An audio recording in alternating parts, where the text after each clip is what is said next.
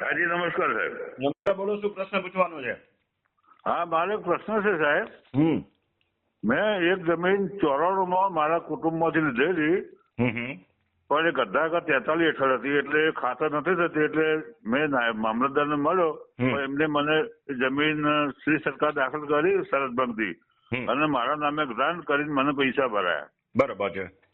પછી એ કેસ રિવ્યુમાં ગયો જસુમાં કલેક્ટરમાં, એટલે જસુ કલેક્ટરે વોધા હાથે ના મંજૂર કરી. વોધામાં કારણ એવું દર્શાવ્યું કે એક જ માગણીદાર છે, એટલે તમને જમીન આમાં કંઈક કાચું કપાયું છે, એ બેઝ ઉપર મારી ના મંજૂર કરી.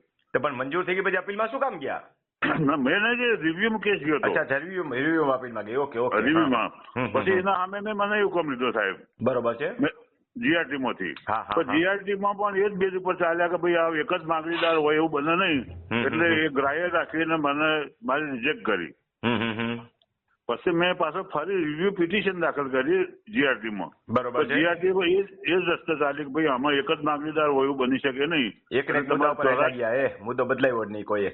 હા, 84C4 હેઠળ તમારા જમીનનું ફરે છે, નવી સાથે કૃષિ પણ માગણીદાર અને કાર્યવાહી કરે. હવે આજે સાહેબ 84C હેઠળ જો દાખલ કરે તો આમાં તો માગણીદાર વધારે હોય. છેલ્લા 30 વર્ષથી કબજો મારો છે, હું વેરો ભરું છું, મારો પોઝિશન છે.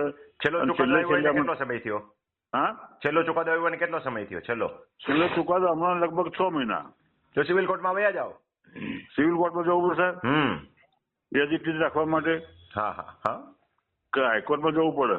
હાઈકોર્ટમાં જાઓ તોય કઈ વાંધો નહીં, તો ઝડપથી નિકાલ થઈ જશે. અને સિવિલ કોર્ટમાં જઈએ તો લાંબુ ચાલશે ને.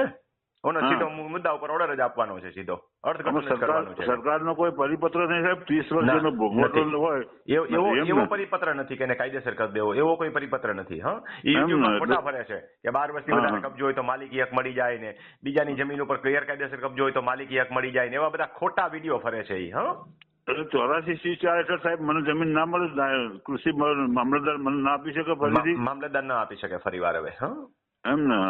એટલે મારે સિવિલ કોર્ટમાં જવું પડે અથવા તો હાઈકોર્ટમાં જવું પડે? હાઈકોર્ટમાં જાવ તો ઝડપથી નિકાલ આવી જાય સીધો પ્રશ્નનો. હા કે ના? બીજું હું મને આપે હાઈકોર્ટ સાહેબ? મને આપે ખરો?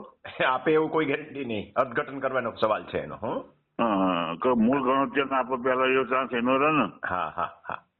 એવું બધું રહે ને? એવું બધું થઈ શકે. હા, એ સારું. થેન્ક યુ સારો.